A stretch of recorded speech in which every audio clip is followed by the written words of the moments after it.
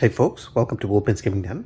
Today we're going to unbox the game Chinatown, designed by Carsten Hardwick and published by Z-Man Games. Now, Chinatown is a pretty well-regarded and well-known negotiation game, and it's been out for a while and has gone through more than one print runs, if I'm not mistaken.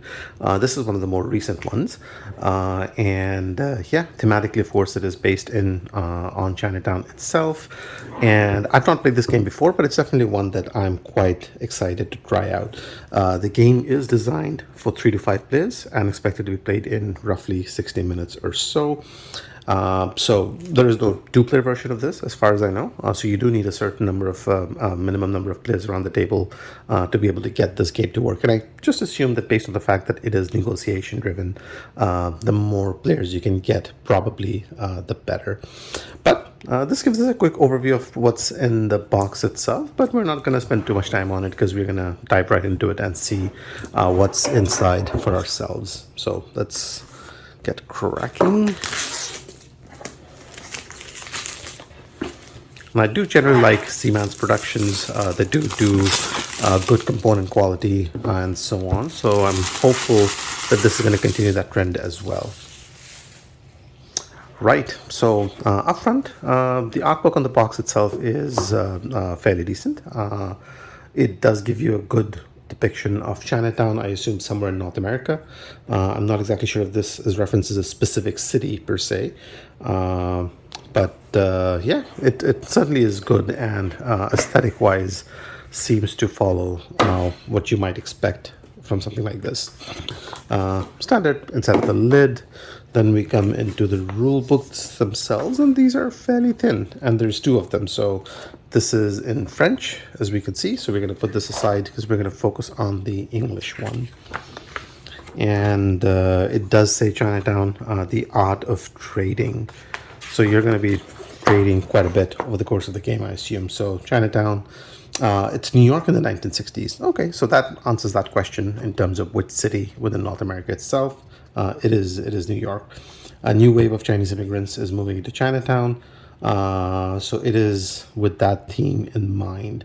Will you know how to use your talents and acquire the most extraordinary fortune in America? So at the end of it, I guess one of the objectives might be for you to just have the more wealth than your opponents in the game. So this gives you a quick overview of the components that you might get. Walks you through the setup over here.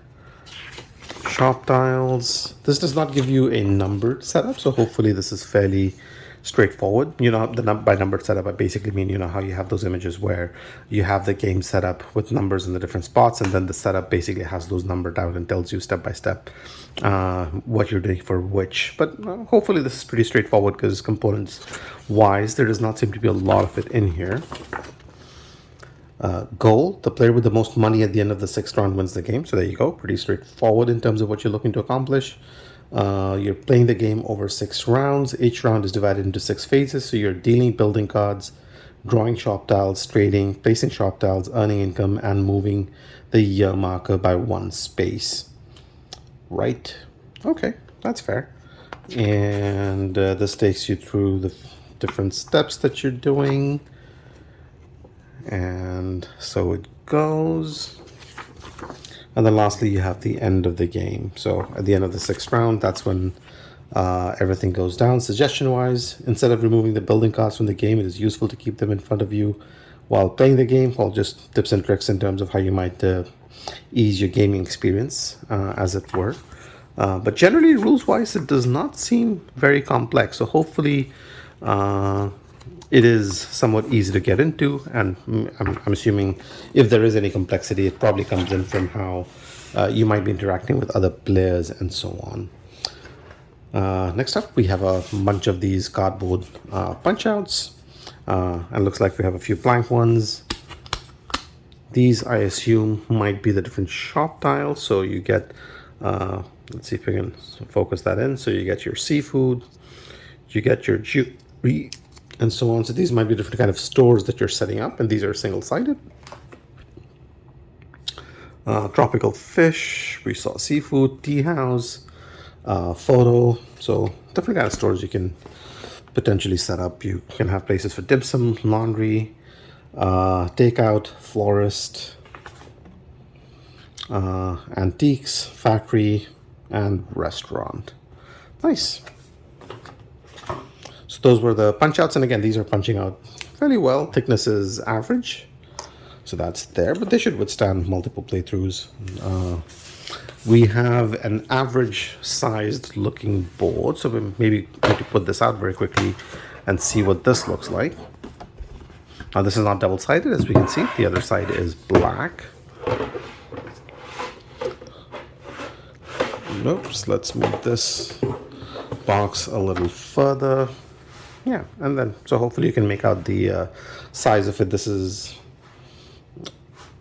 seems like a map of sorts, and you might have different stores going off on these different locations right over there.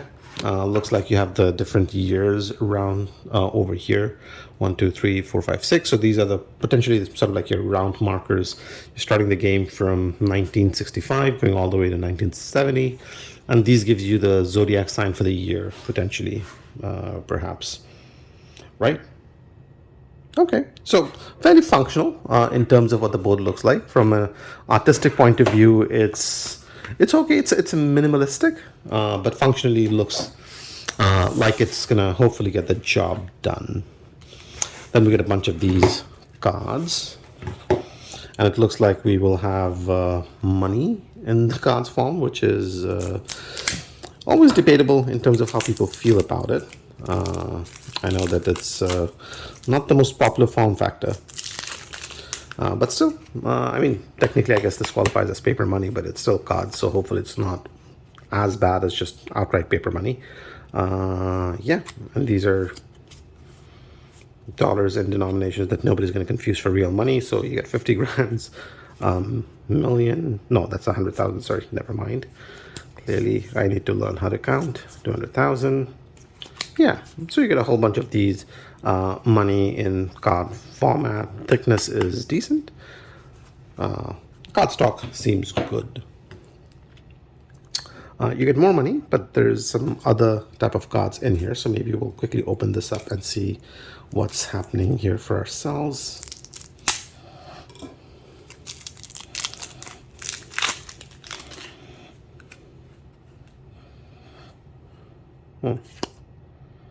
Yeah, 10 grand. So this is, again, money. So I'm not going to spend too much time on these because we had a look at this over there. But we will take a quick look at what these do.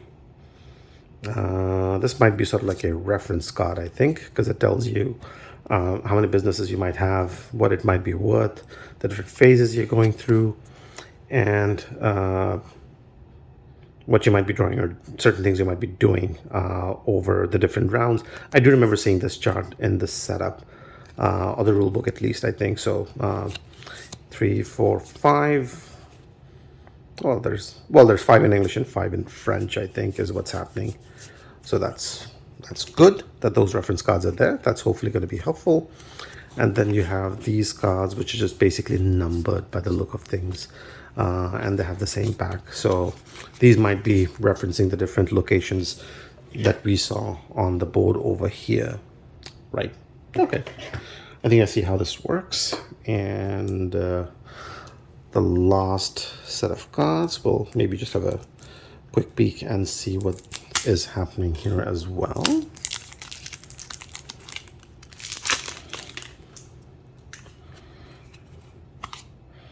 So these are more of your numbered cards on the other side. So maybe we'll just separate these out.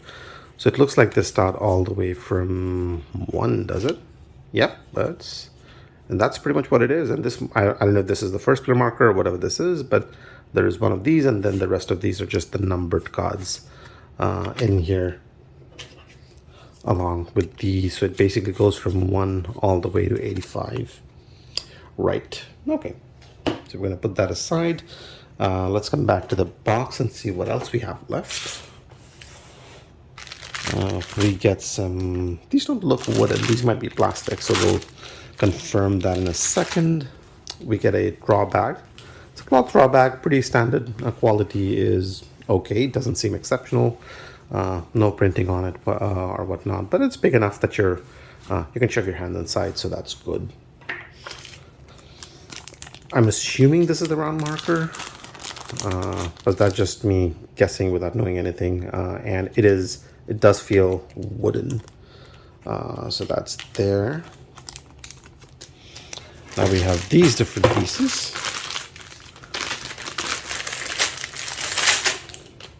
And it looks like these are just basically pieces in 5 different colors, I assume for the 5 different players. So let's start going through them and see what's happening inside. So yeah, so these are not wooden, these are definitely plastic, as you can maybe make it out by the sound. I definitely can by the sound and the texture and the way that they feel in my hand and the heft and whatnot. So yeah, smallish discs. You might be putting these down on the board to do something. I'm not exactly sure what, because I've not played the game obviously, but that's there. So you get these in well, white or whitish, whatever you want to call it, green, red, purple, and yellow for the 5 different players. And yeah, I think that's pretty much everything that comes in the box for Chinatown. So component wise, I'm all right with it. There's nothing exceptional to write home about, but there's nothing bad in here either. So I guess that's yeah, it's all right. That's the only thing I can say about it overall. Yeah, so that's the unboxing for this one. If you enjoyed the video, do give the video a like, subscribe to our channel. If you have any thoughts, comments, suggestions, leave them down below, and I'll get to them as soon as I can. In the meanwhile, thanks for watching, and I will see you in the next one. Take care.